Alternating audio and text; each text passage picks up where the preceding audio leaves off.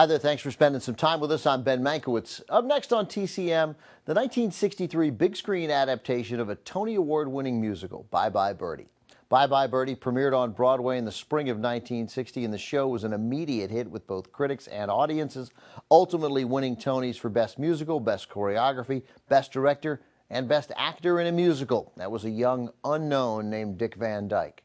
3 years later, Van Dyke was one of the few Broadway cast members to reprise his role in this big screen version.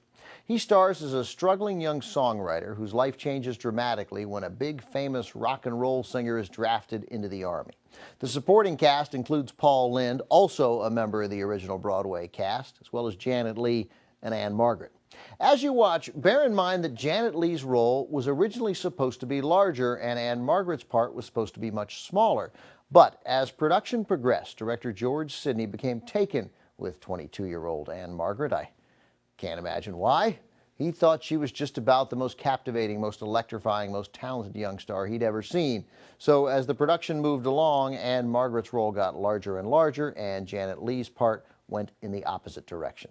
Here's the film from 1963, inspired clearly by Elvis Presley being drafted into the Army in 1958, also featuring Maureen Stapleton and a real-life teen sensation Bobby Rydell. Bye Bye Birdie.